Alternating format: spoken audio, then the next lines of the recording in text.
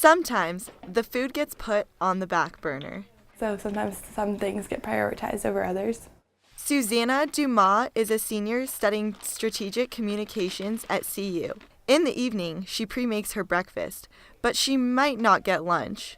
If you have like this really tight class schedule, go back to your house, especially because we live pretty far up on the hill. So getting back and forth to get home for lunch is sometimes a struggle.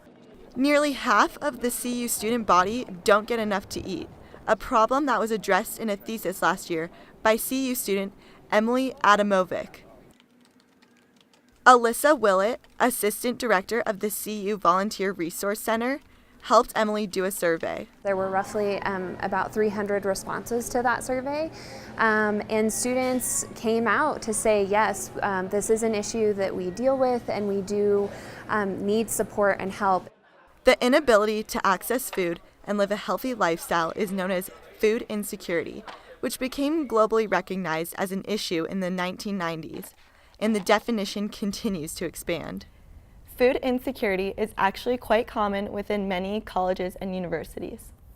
In 2006, the U.S. Department of Agriculture listed different levels of food insecurity. Among them, marginal food security is defined as having anxiety over the shortage of food in a household. Very low food security involves many aspects, such as not being able to afford food, becoming worried about where your next meal might come from, and even cutting back on food altogether. Students who are faced with food insecurity might undermine their education if they are faced with the choice to buy food or to buy textbooks. And so if someone is not eating protein regularly or is really deficient in calories too, people can feel really fatigued. They can get nutrient deficiencies, they can get iron deficiency, they can get B12 deficiency. If people don't eat enough vitamin D rich foods or aren't out in the sun, they can also have compromised immune systems. They are more prone to depression. Obviously, students' budgets get really stretched to pay for rent and textbooks and things like that, so food is often the last thing to go, and it's also a really hard thing to ask help for. And those who face food insecurity might not know how to find help. Lindsay Loberg of Boulder Food Rescue suggests that students should get familiar with the resources available. People who experience food insecurity and have been experiencing food insecurity for a long time are the best resources. That helps reduce shame and stigma when people talk to one another, which is a real barrier for people accessing food.